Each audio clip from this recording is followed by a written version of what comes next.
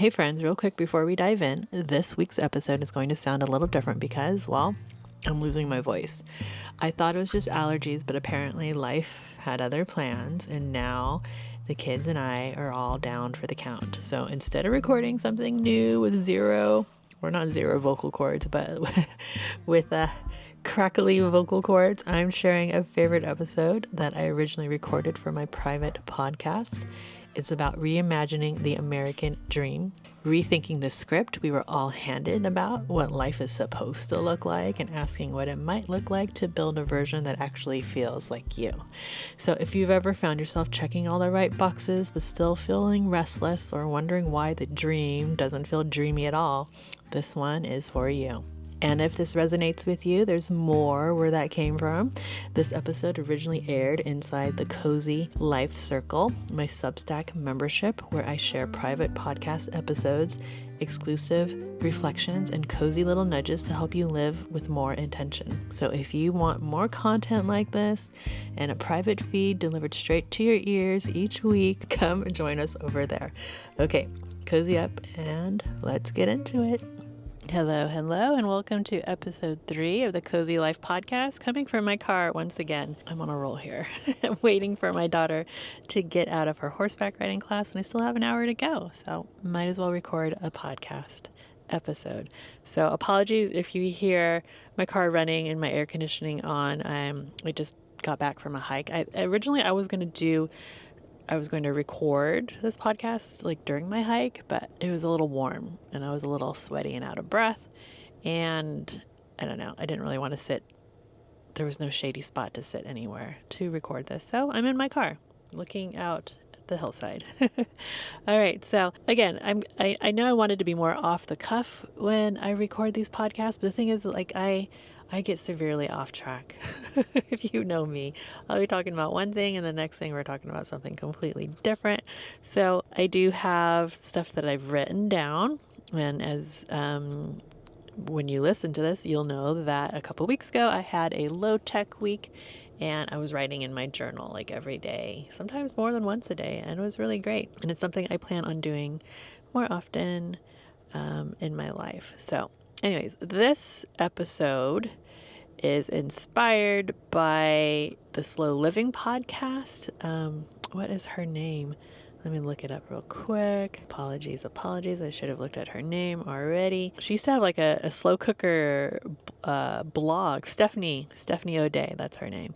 And this one's inspired by her. She had written something about the American dream, like reimagining the American dream. And it just inspired my writing, and my title for it is Maybe You Don't Want the White Picket Fence. And that's okay, because who said the dream had to look like that? So I'm going to read to you what I wrote, and I'll probably go off course at some point, because it'll stir some sort of thought or memory in my brain, as it usually does. All right, so at some point, we were handed a blueprint. You know that one, go to college, get the job, marry someone nice, buy a house, have 2.5 kids, maybe a dog, send those kids to college, work really hard, retire. And if you do all those things in that order, you'll be happy and secure.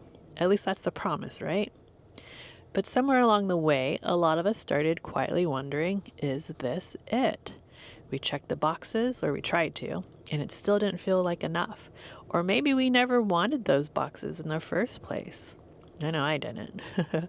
So in this episode, I want to talk about reimagining the American dream, because maybe the life you actually want doesn't come with a white picket fence, a 401k, or college-bound kids, or kids at all. Maybe it looks slower, or messier, or quieter, or freer. Maybe it's unconventional, and maybe it's better because it's yours. So let's start with that old dream, the classic version. Post World War II, this version of the American dream was sold to us really hard. Get a steady job, buy a house, raise a family, work for 40 plus years, and retire with a pension and a gold watch. It's a dream built on stability, predictability, upward mobility.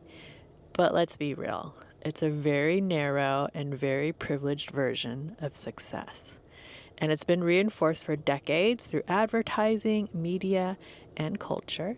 And it comes with this quiet message. If you follow the rules, you'll be happy and secure. Except we all know that's not how it works anymore. So why this dream doesn't fit anymore, and maybe it never really did in the first place.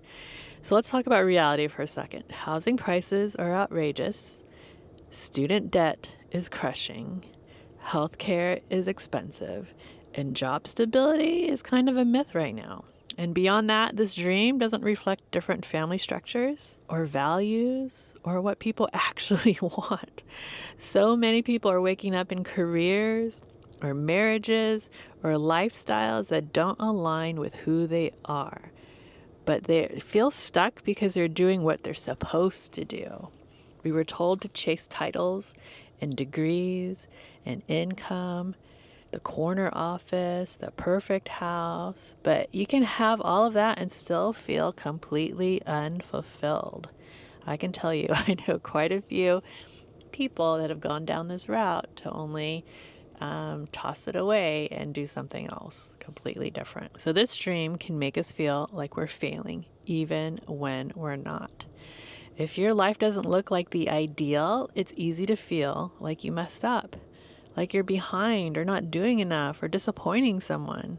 We end up comparing ourselves to strangers on the internet who seem to be checking all the traditional boxes, and we feel guilty for wanting less house, less hustle, less busyness. And even when your gut is saying, I don't want that, it's hard to shake the belief that you should. So what does it mean to reimagine the dream?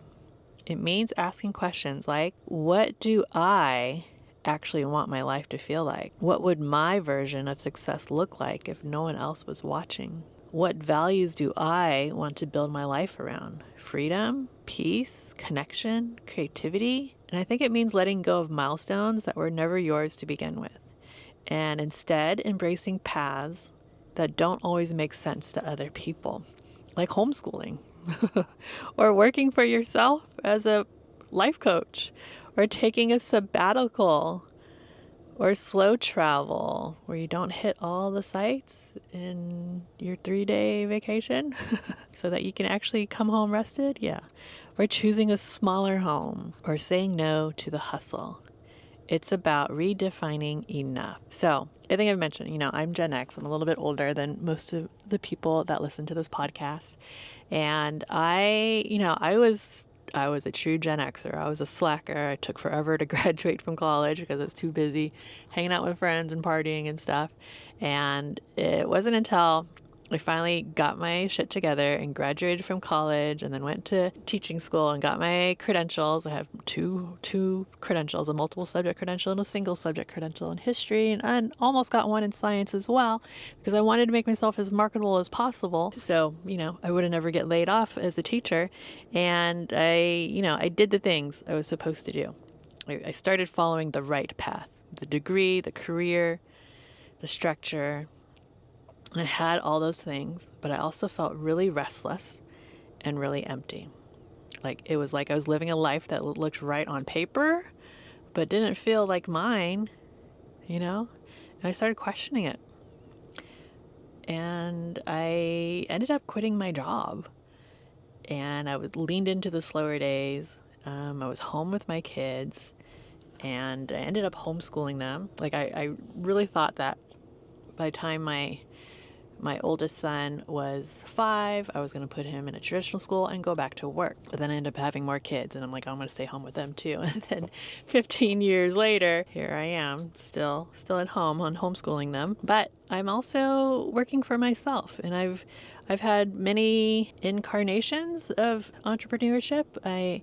For a while there, I was selling vintage clothes online, which was fun. I loved it because I loved thrifting, but I had to store all that stuff in my home, and it took up a lot of space, and we don't have a big home. And I was choosing connection over constantly striving, which felt really good. However, I did fall into the trap of the whole mommyhood thing, where trying to be a super mom and doing all these awesome, cool things, because that's what we were shown on Instagram and stuff. But I know that my choice in life didn't make sense to a lot of people. It didn't make sense to my family. It didn't make sense to my friends. But, it made sense to me. And that's when things started to feel lighter, I think, and more grounded.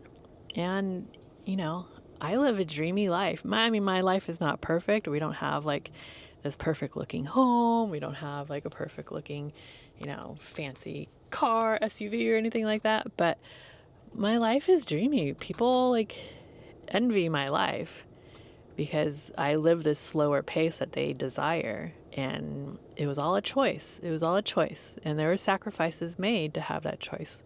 Like my retirement fund, it could be way more than it is now if I had been working these past 15 years and investing regularly. So if you need to hear this today, you're allowed to want something different.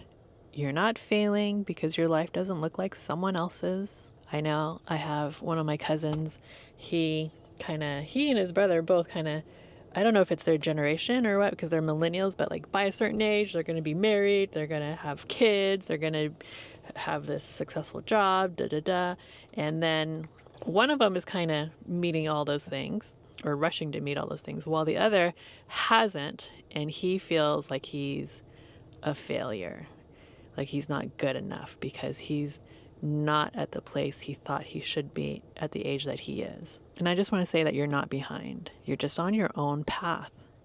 And you don't need to burn it all down to rebuild, but you can choose to rebuild parts of your life that don't feel like home anymore.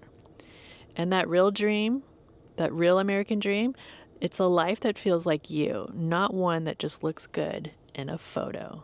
So here's your little cozy call to action. I would love it if you took a few minutes to write down what your dream life looks like. No rules, no expectations, no shoulds, and ask yourself what's one small step you could take toward that life this week. All right? And if you want support with that reflection, there's like a cozy little journaling prompts waiting for you down in the show notes. So you get to rewrite the story, remember? And I'm cheering you on the whole way. Okay? I'll see you guys next week. Ciao.